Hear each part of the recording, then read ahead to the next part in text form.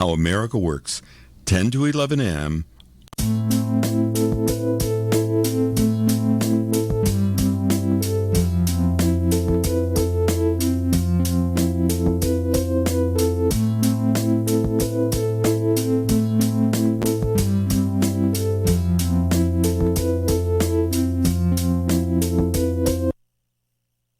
You're listening to America's Web Radio on the AmericasBroadcastNetwork.com. Thank you for listening.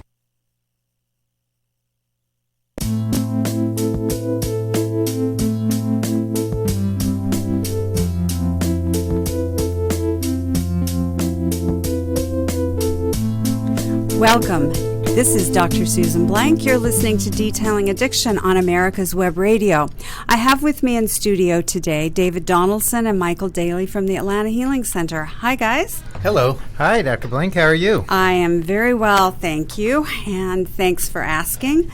In fact, today our whole show will be about gratitude and the concept of gratitude as a very important principle in recovery. Absolutely. And certainly an important principle for anyone, especially this time of year when we think about Thanksgiving and we think about the things that we are grateful for.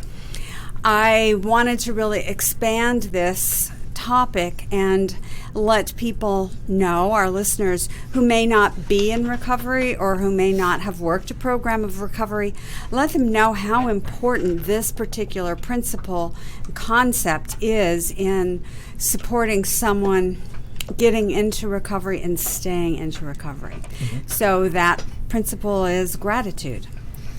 Practicing an attitude of gratitude. It's often when you talk to somebody who's been in recovery for a while, what they will say as to the reason they stayed. Uh-huh. They went to this first meeting and they were feeling miserable and horrible, and there were people laughing in there, and people were expressing gratitude, and people were happy about life and expressing feelings that they just didn't think they would ever experience again. And they just thought, well, I'm going to keep coming back here and see what this is all about. And a lot of people think that when you go to these meetings that you're going to hear all about their drunken logs and all that type of thing. And that is totally not true. Right. I mean, what you generally hear discussed is how happy they are to have gotten to the place of being sober and being able to help somebody else get sober. And in fact, it's interesting. A lot of times you'll hear people talk about, those meetings, everybody's so miserable. You just hear them talking about problems. And either they haven't actually gone to a meeting, right, or they haven't really been listening yet, because that is not what you hear at most meetings. That is not what you hear. That is not what you hear.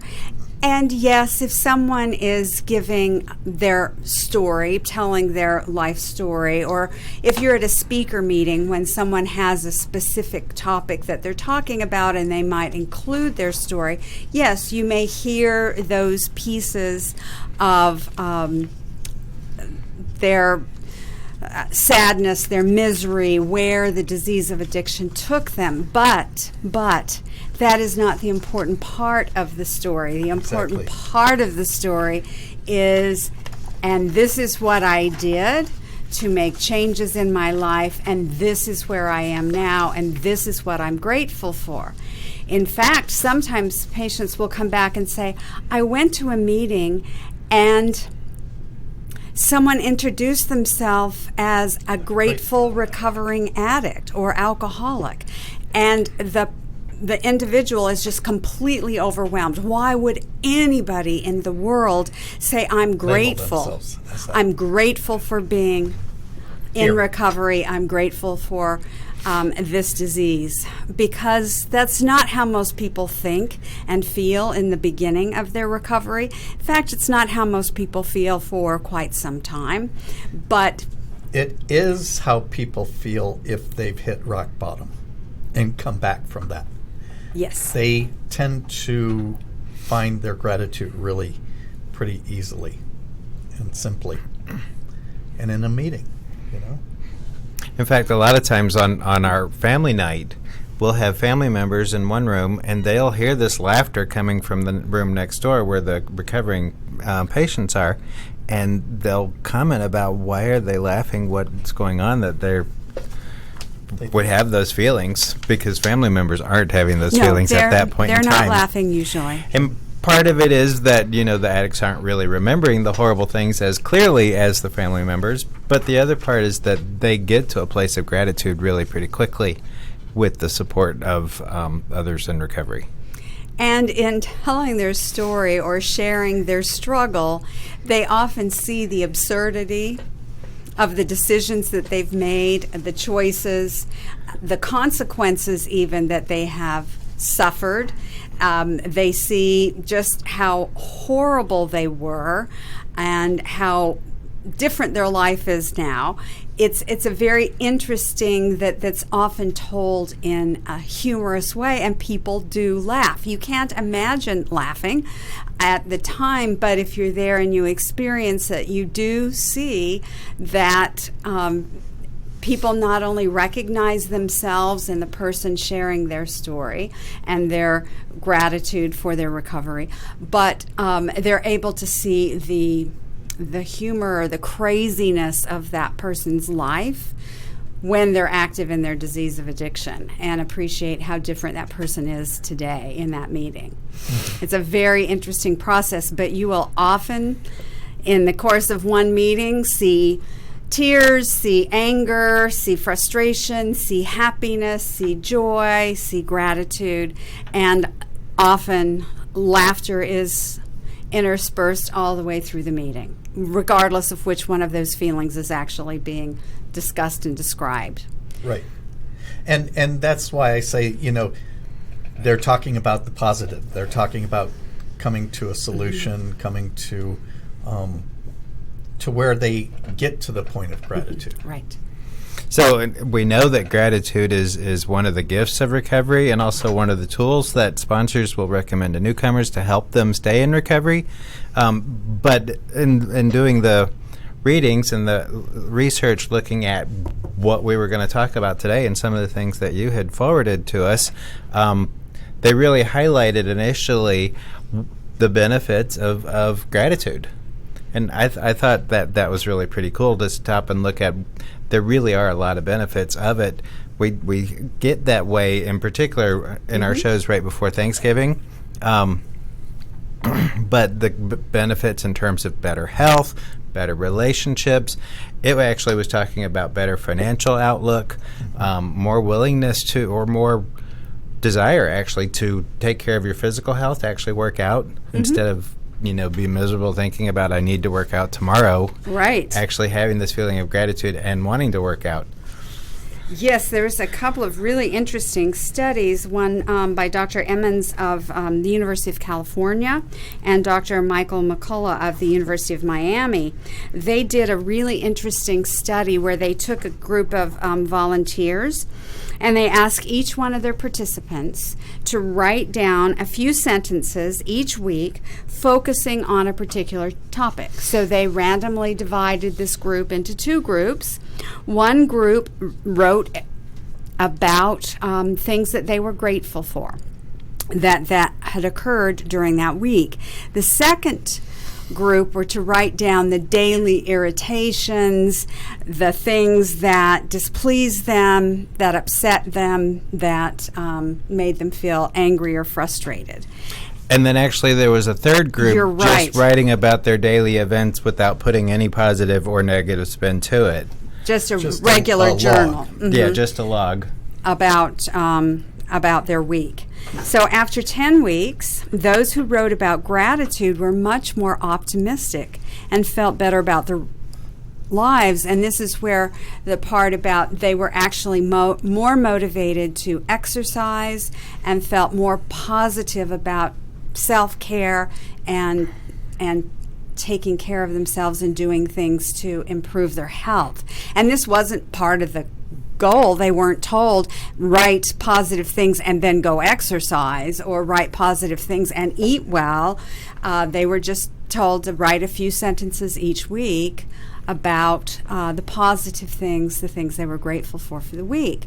And it clearly showed in the person's attitude and actually in their physical health, which is, I think, a very interesting thing, that it's not just for people in recovery that this is important. It's important for all of us. Well, if you look for the gratitude, the things to be grateful for start to grow. Right. And as you look at the things that are growing, I mean, it just perpetuates better, more of, abundance of good rather than of negative. And that's a very important thing. It's in a discussion I had with a patient the other day, they were talking about they were trying to be sugar-free. They were trying to eliminate sugar because as they were getting into early recovery, they were noticing that instead of craving their dopamine releaser of choice, or their former dopamine releaser of choice, now they were craving sweet things, craving sugar, and they really felt like it was getting out of control. And they said that they were able to do that for a few days, and it was hard, but then they got to a place where they weren't thinking about it, weren't craving it, and then Halloween came. And there was all the candies and the cookies and the treats available for everybody. And the minute they took that one bite of candy, then suddenly all the cravings, the desire was back full force, and that's what they wanted. This is sort of the opposite of that. Mm-hmm. So instead of it being the negative thing that this person was struggling with in terms of craving for sugar, and once you taste it, then you want it and you want more of it, when you begin to look at the world through more positive, rose-colored glasses, if you will, then the more you see the positive, and the more you look for the positive, and the more you're grateful for the positive things in your life. So that's really one of the things to encourage everybody to think about doing. So it does change your health, which I think is an important piece of all this. There's research that shows it also changes the neurochemicals in your brain. Mm-hmm. That when people are focusing on positive things, when they are experiencing gratitude and thanking people, that there is a release of dopamine. So our pleasure chemical is in there. But there's also a release of serotonin, which is the one that helps regulate our mood and our sleep, our concentration. And serotonin is really important to prevent something we call anhedonia. So anhedonia is the loss of pleasure in things that normally are important to you and make you feel good.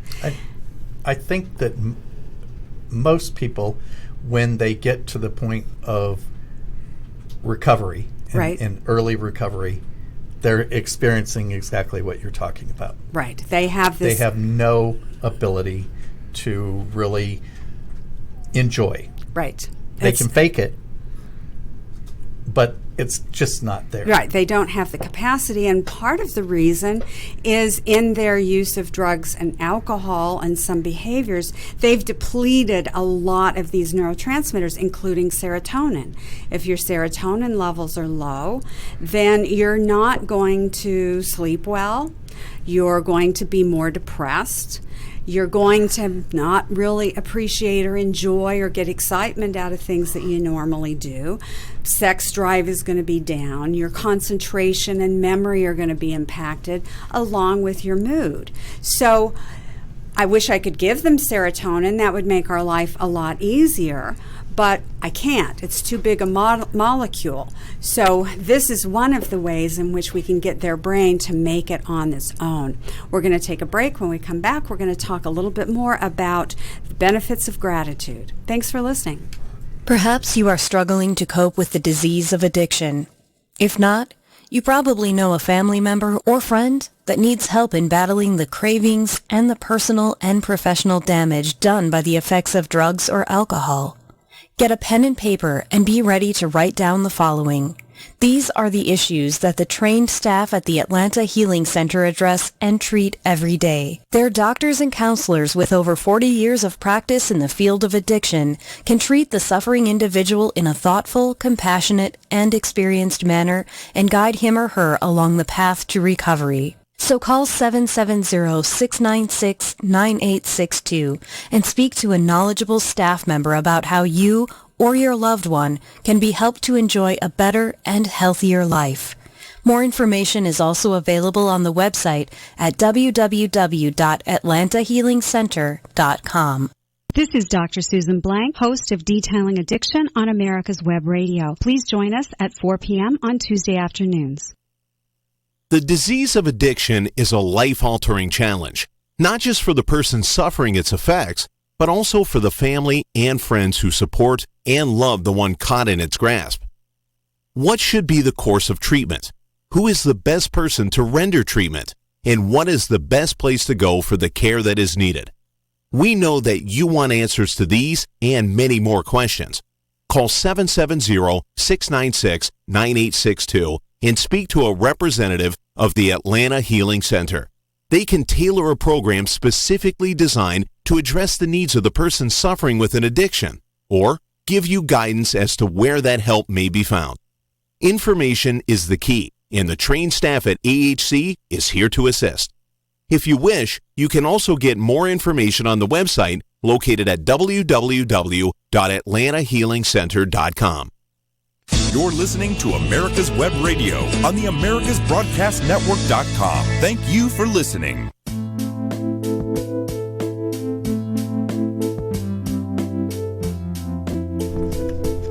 Welcome back. This is Detailing Addiction.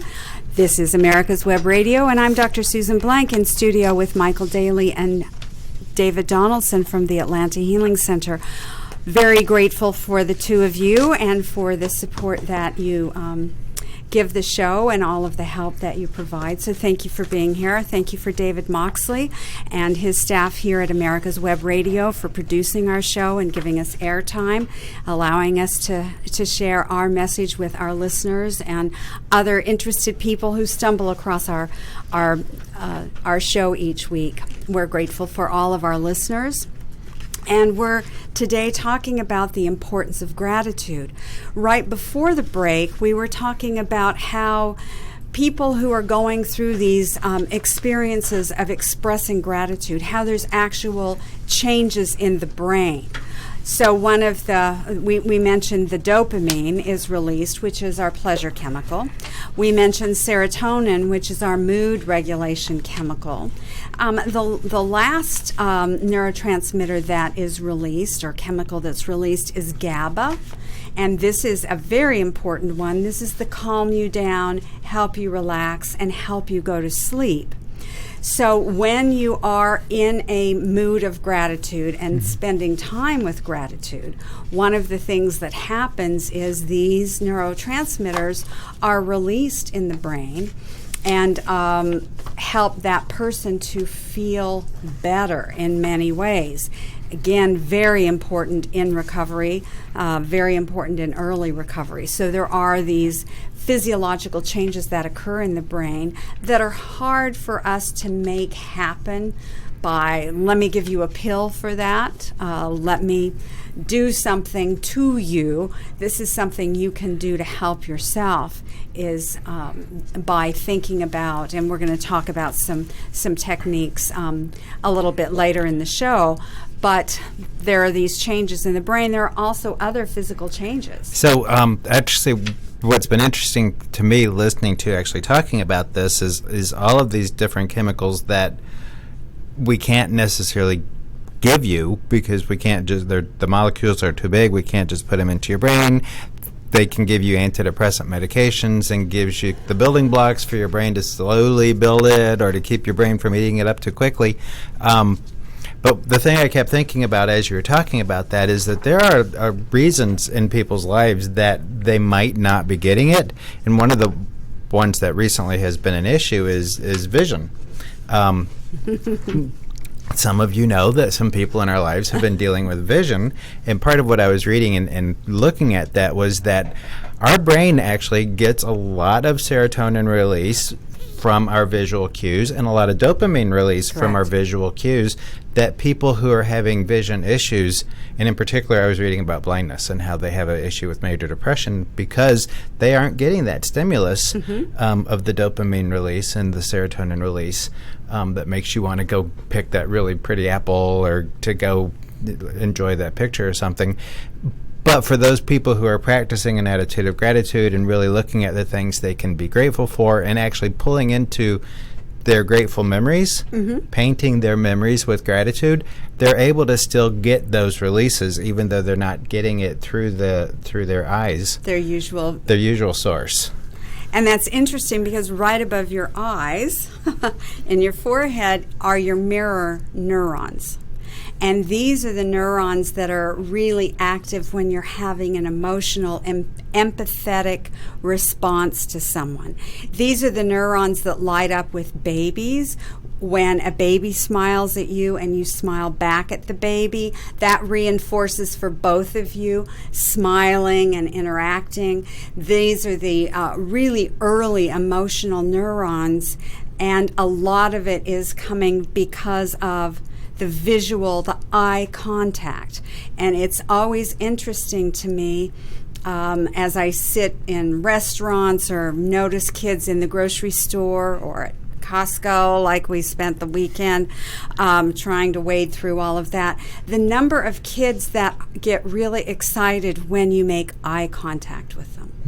If they're riding in the buggy or they're walking along. Or you're sitting at a booth in a restaurant and some kid pokes their head up over from the booth behind you and suddenly there's this little face in your face. Right. And when you actually make eye contact, and it's a conscious thing, not just a glance and a look away, but you really look at them and you really smile at them, there is a change for both of you. And I think about now that we're spending so much more of our time looking down, looking at screens, and missing this eye contact and this engagement of our our mirror neurons and our empathy and our ability to connect and feel that that strong emotional response, even with someone that you don't know. We're missing that now. Absolutely. I talk about this all the time. In the evening, I walk my dogs. And we're in Midtown. And it used to be that you would see people that you knew. Maybe you didn't know them, but you knew their dog. You know the dog's name. And you were friendly with them. And you would see each other and you would say hello and blah, blah, blah. Now, when you go on your evening walk, you see people, but they don't see you because they're so busy looking at their device that it's just amazing. I watch these people and they just are on automatic pilot. The dog is leading them.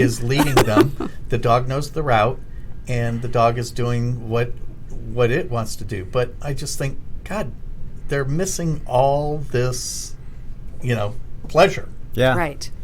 And this ability to connect and have that activity through the eyes, through the mirror neurons, and then the subsequent release of the really important neurotransmitters that change how we feel.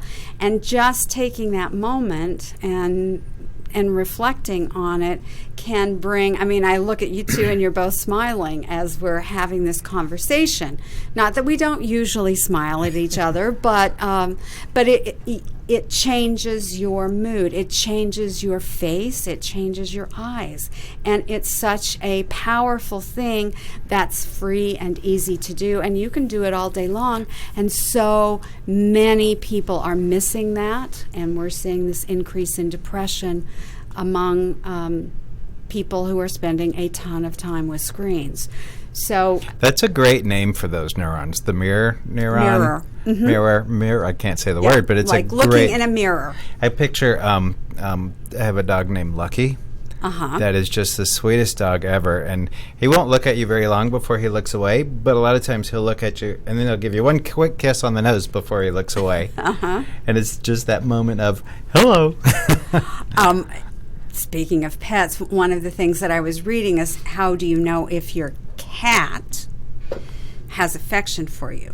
And one of the ways that you do that is by slowly closing your eyes and slowly opening them and having a very slow, not a direct gaze because that's too challenging, but the slowly closing, and they'll do it back to you.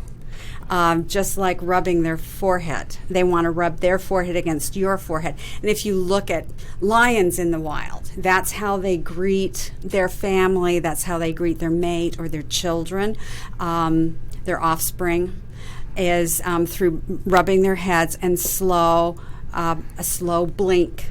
So eyes are really important, and so that slow thing isn't sizing you up like they're about to maybe attack. That's the squint that makes you think they're asleep right before they're going to jump on you and eat your face when you're dead. No, this is, but it's an active process, and the eyes are one of the ways that you can engage this and have this sensation and this feeling of gratitude and connection, which so many people are missing, and which is so hard sometimes this time of year. A lot of lonely people. So definitely when we're talking about the ways to cultivate gratitude, spending time with pets is one of them. Spending time with pets, absolutely. Making eye contact with people. Really seeing them. And if it's too weird to do that with adults, making eye contact with children, because they're much more willing to do that. Often walking down the streets or in a store or somewhere, people don't. But it's really interesting to watch. Like when a child does pop over the booth behind you or in front of you or whatever, or when a little child is walking along and you catch their eye and they catch your eye, and then they're turned back towards you as the mom or dad is pulling them along. Right. But that moment when the parents kind of go, oh, and pull it and put a stop to it. Right. Because it's like danger. Right. And yeah, you don't want to be creepy, obviously. No. But that idea that these little ones are often really starved for somebody actually looking at them and seeing them. We're going to take a break. When we come back, we're going to talk about the power of gratitude. So please stay tuned.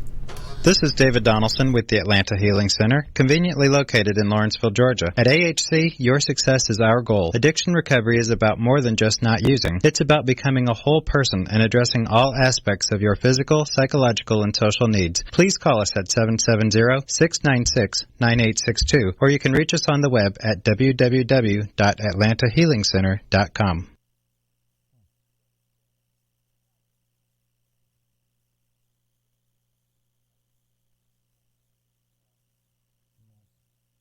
Perhaps you are struggling to cope with the disease of addiction. If not, you probably know a family member or friend that needs help in battling the cravings and the personal and professional damage done by the effects of drugs or alcohol. Get a pen and paper and be ready to write down the following. These are the issues that the trained staff at the Atlanta Healing Center address and treat every day. Their doctors and counselors with over 40 years of practice in the field of addiction can treat the suffering individual in a thoughtful, compassionate, and experienced manner and guide him or her along the path to recovery. So call 770-696-9862 and speak to a knowledgeable staff member about how you or your loved one can be helped to enjoy a better and healthier life. More information is also available on the website at www.atlantahealingcenter.com.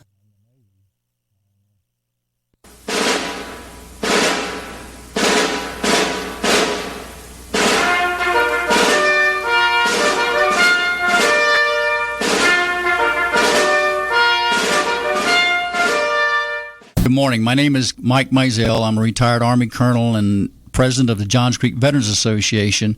We meet in Newtown Park, and part of one of our projects is the installation of the Healing Wall, the half-scale model of the Vietnam Wall that traveled the United States.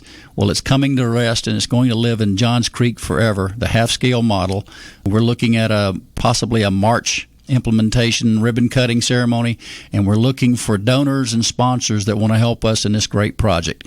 You can donate at jcvets.org.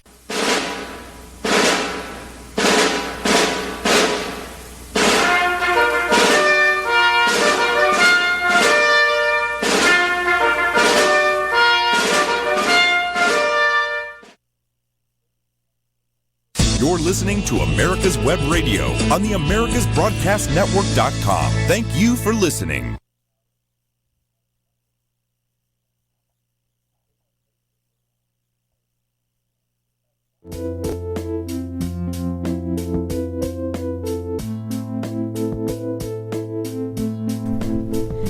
Welcome back. This is Detailing Addiction. I'm Dr. Susan Blank. You're listening to America's Web Radio. And today, David Donaldson and Michael Daly are with me, and we're talking about gratitude as a very important principle in recovery and an important principle in everyday life for everyone. So we've been talking about some of the psychological and the neurotransmitter benefits from practicing gratitude. We also know that there are a number of things that can improve about your physical health related to the expression of gratitude and the practice of gratitude. In the physical, you have a stronger immune system. You reduce sensing aches and pains. It says that you'll have lower blood pressure. Increased interest in exercise, which hasn't struck me yet. There's still hope. better, more restful sleep. I don't have a problem with that. Yeah, you've got the sleep down. Got the sleep down. Got the sleep And your down. blood pressure is good. Yeah, my blood. I'm assuming. So the nice thing about that is when the immune system is better regulated, you're going to be less ill, but you're also going to have decreased inflammation, and that's where you have that effect on decreasing the aches and pains, not necessarily from injuries or illnesses or problem areas, but just that general creakiness. Just and general use. Right. The general use inflammation that can be painful for a lot of people. When you reduce your inflammation, you're reducing your stress, and in doing that, down comes your blood pressure, down comes your heart rate, down comes that inflammation. Your immune system can spend its time doing what it's supposed to do, fighting all the cooties that are floating around, and helping you to just be in better physical health overall. So really important stuff that happens. There were several books in the mid-'80s and early '90s specifically about positive psychology and helping people during the early HIV crisis, as well as other people dealing with terminal illness. And the real emphasis on making a habit of daily gratitude, and in particular being grateful for your surroundings and doing this real mindfulness of gratitude was shown to help people that are dealing with major chronic illness sustain their lives and their quality of their lives for much, much longer. Well, and psychologically, it increases the level of positive emotion. So it increases being more alert, alive, awake. It increases the sense of joy and pleasure, and the feeling of optimism. So it's saying, just again what we were saying earlier, that it just sort of perpetuates and builds, right, and it like snowballs.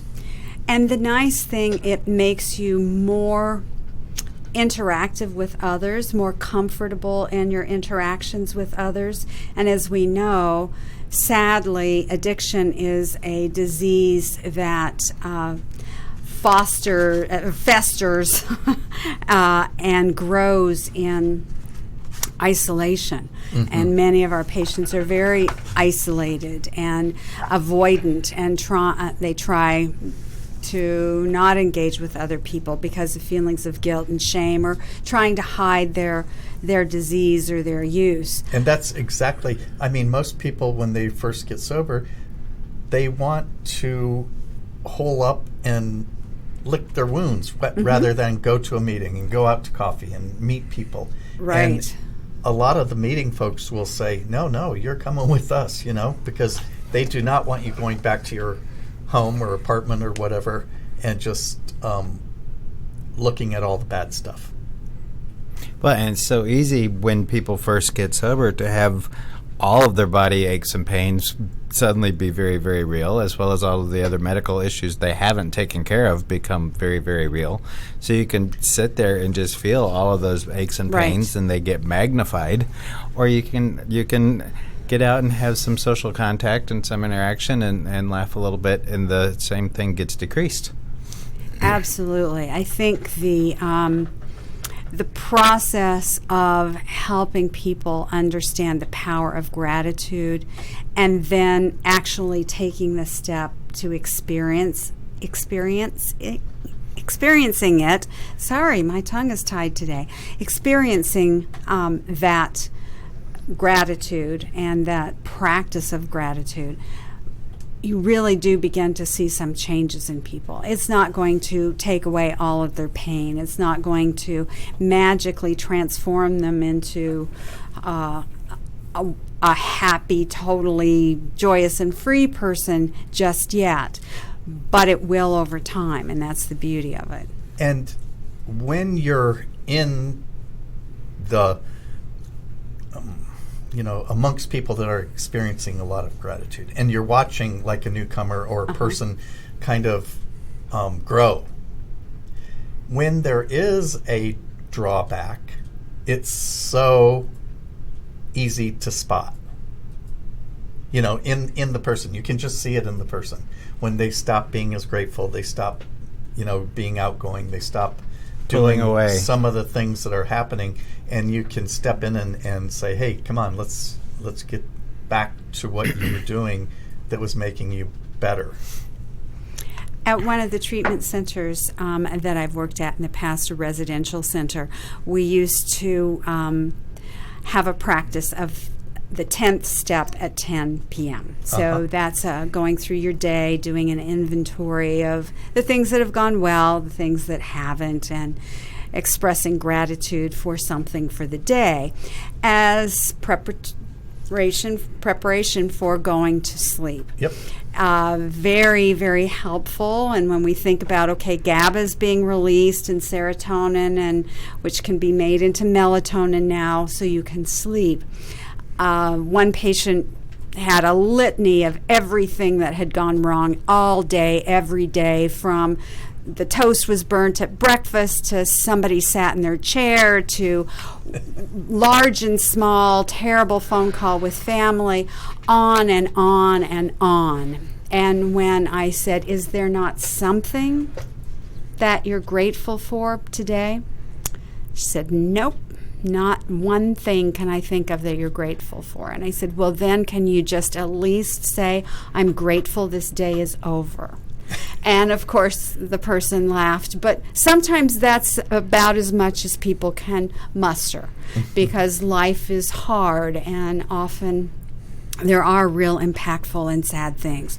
But even if your gratitude is only that the day is over and you don't have to live this day again, that is still positive. A positive. That is still a gratitude. And sometimes that's what gets you through one day at a time. Correct.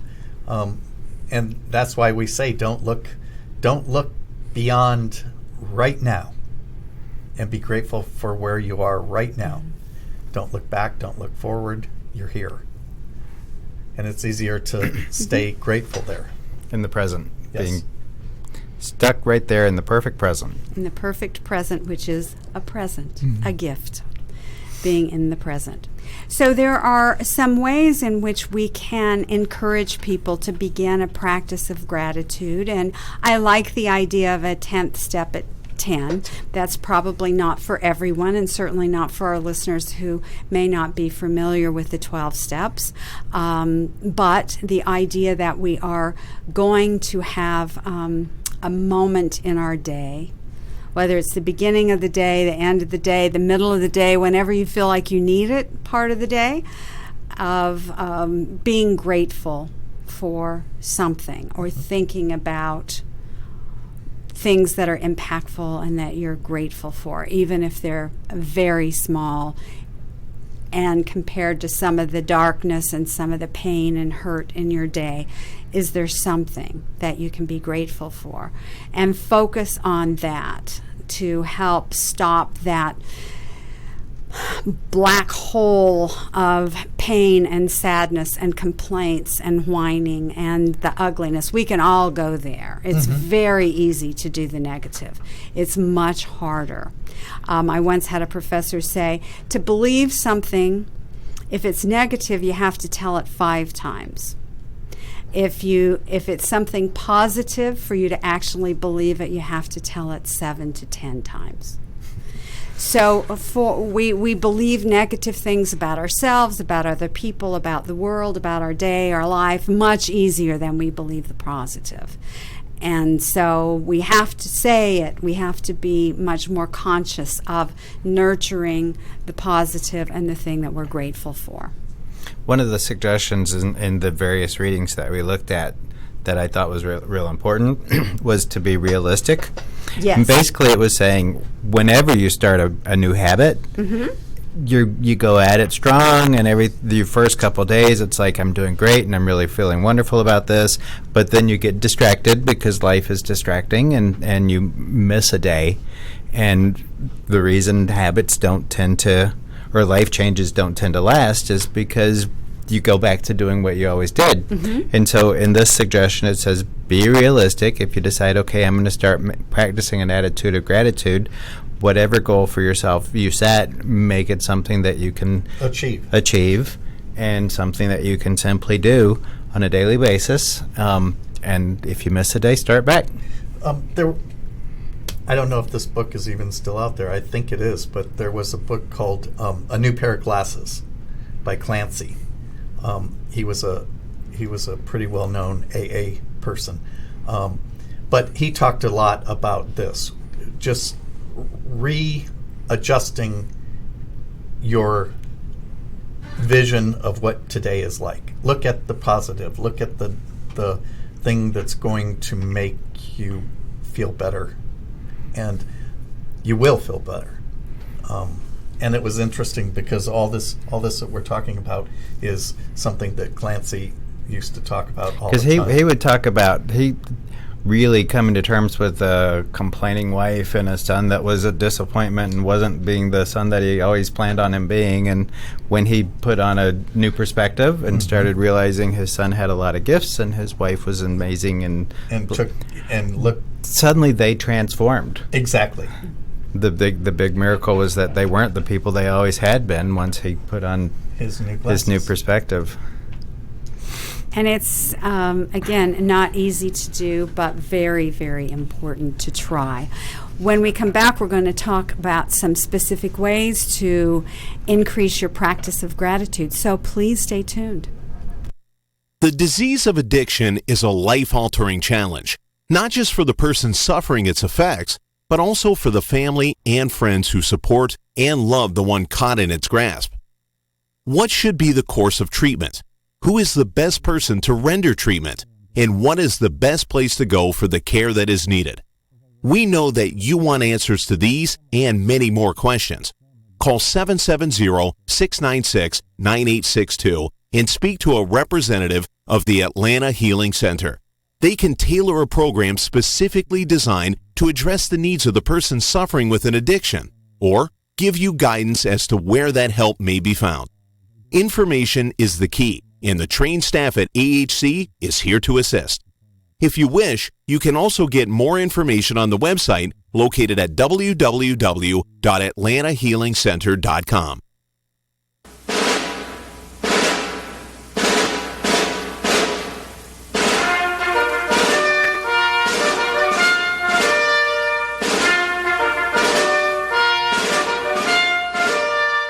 Good morning. My name is Mike Mizell. I'm a retired Army colonel and president of the Johns Creek Veterans Association. We meet in Newtown Park, and part of one of our projects is the installation of the Healing Wall, the half-scale model of the Vietnam Wall that traveled the United States. Well, it's coming to rest, and it's going to live in Johns Creek forever, the half-scale model. We're looking at possibly a March implementation, ribbon cutting ceremony, and we're looking for donors and sponsors that want to help us in this great project. You can donate at jcvets.org.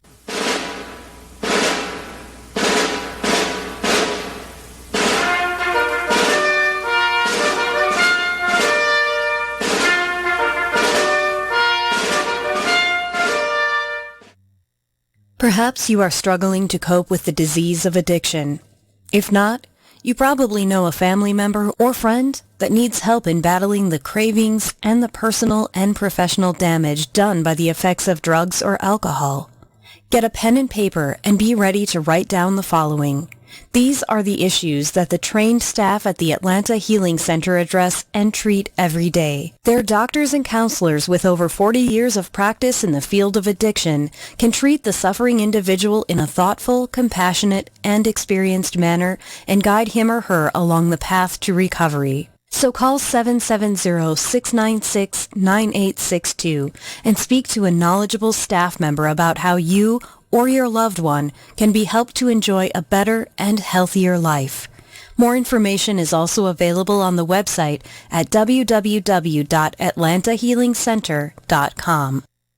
You're listening to America's Web Radio on the AmericasBroadcastNetwork.com. Thank you for listening.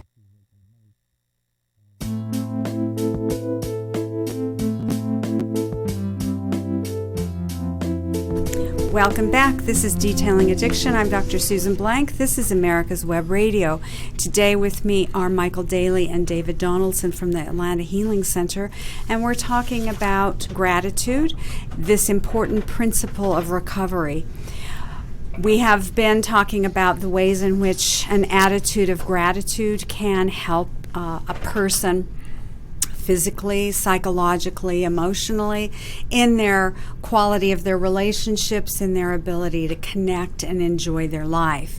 So there's ways in which it's helpful, but how do you do it? So the first introduction that I had to this concept when I was at Talbot Recovery Campus and I was working with some colleagues down there, there was one woman who opened a meeting one day with the prayer, "Lord, let me want what I have." And I thought, now that's interesting. That's a very interesting a concept. Not give me this and such and let me have that and here's my list for Santa, but help me want what I already have.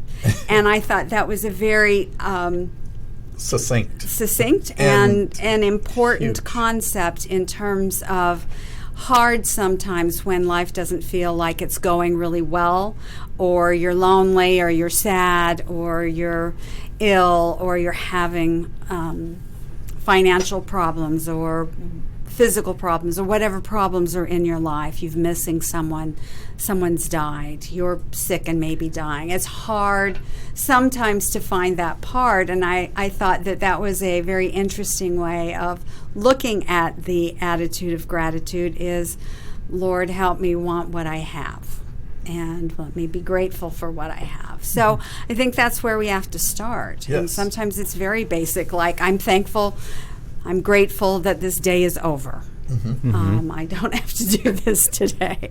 But starting small and being realistic sometimes is really helpful. But looking at what do you have and what can you be grateful for, whether it's the warm water in your shower, whether it's a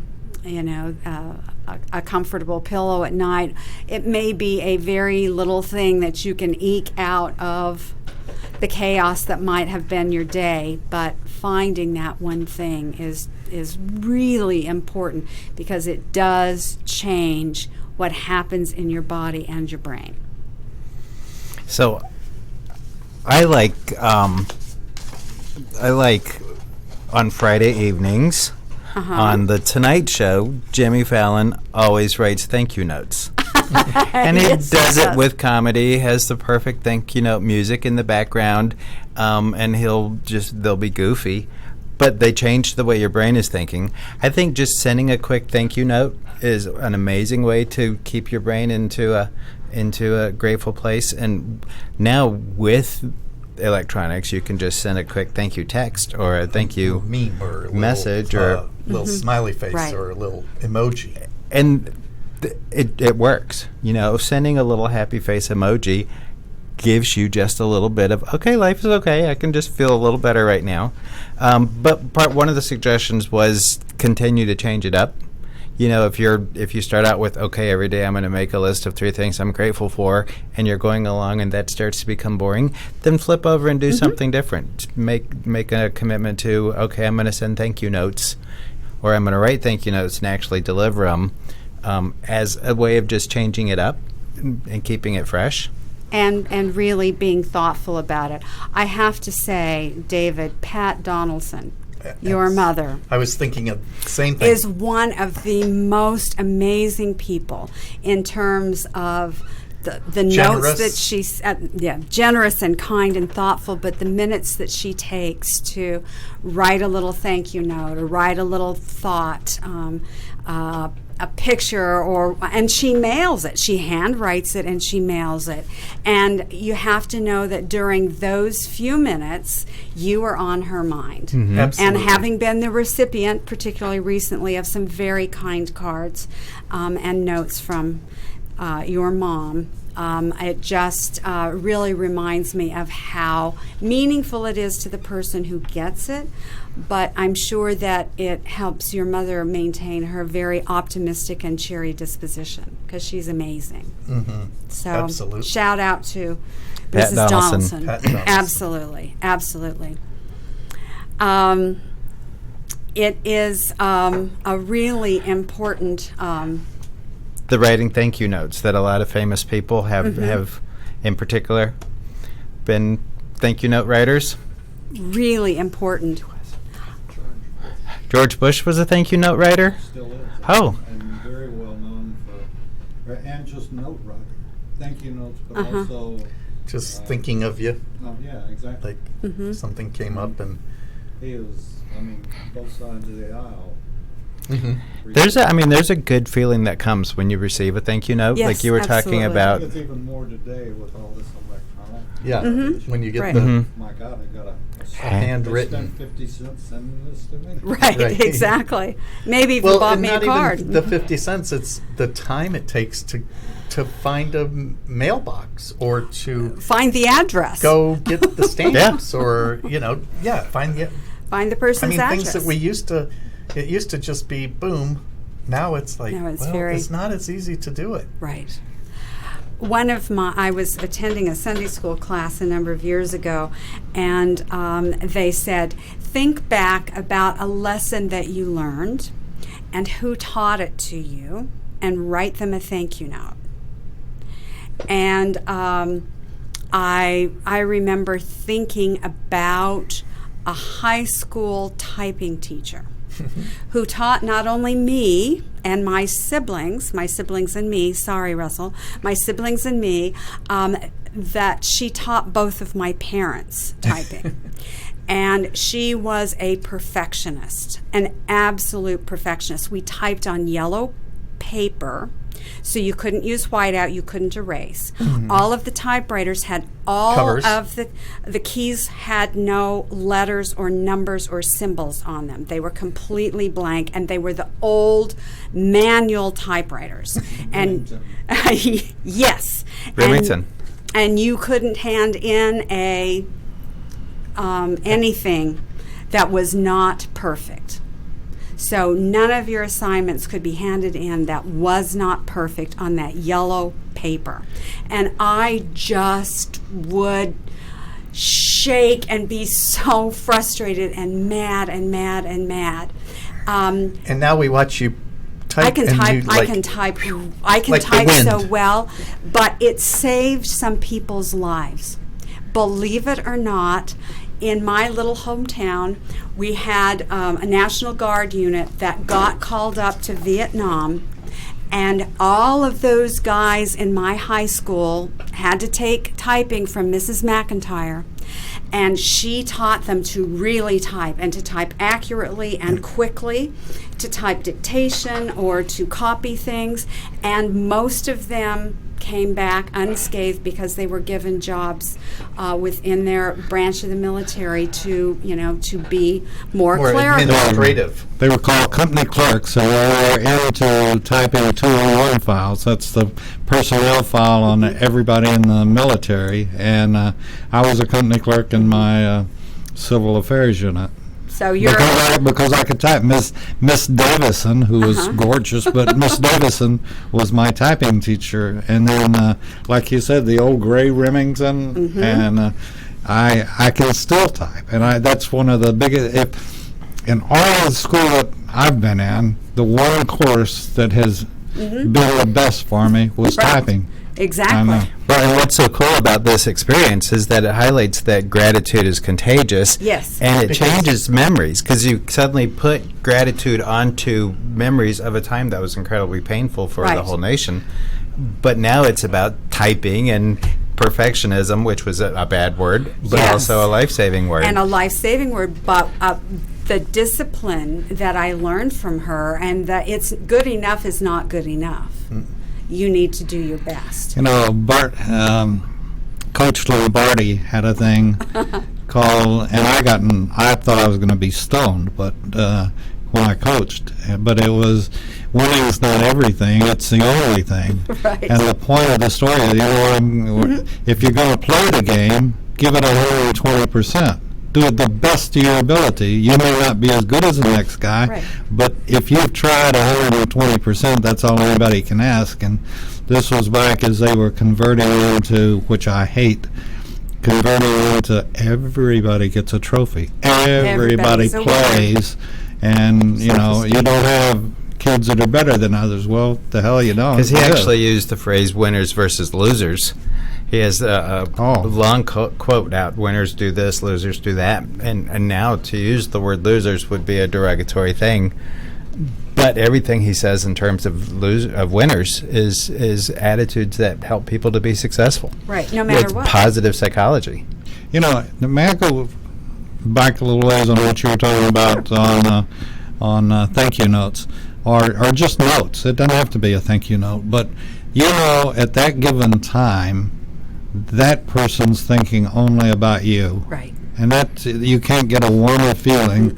And there are a lot of veterans in hospitals across the nation that would like to hear from you. And and start back in my day, they used to be called pen pals. Yes. Because you wrote with a pen. And anyway, we're out of time. But I didn't mean to interrupt. I'm sorry. No, that's what this is all about, that contagiousness of gratitude. We're thankful for all of our listeners. We're thankful for our Atlanta Healing Center staff. We're thankful for David Moxley and his staff here at America's Web Radio, and we're very thankful for you, our listeners. And we look forward to seeing you next week on Detailing Addiction. You're listening to America's Web Radio on the AmericasBroadcastNetwork.com. Thank you for listening. The disease of addiction is a life-altering challenge, not just for the person suffering its effects, but also for the family and friends who support and love the one caught in its grasp. What should be the course of treatment? Who is the best person to render treatment? And what is the best place to go for the care that is needed? We know that you want answers to these and many more questions. Call 770-696-9866.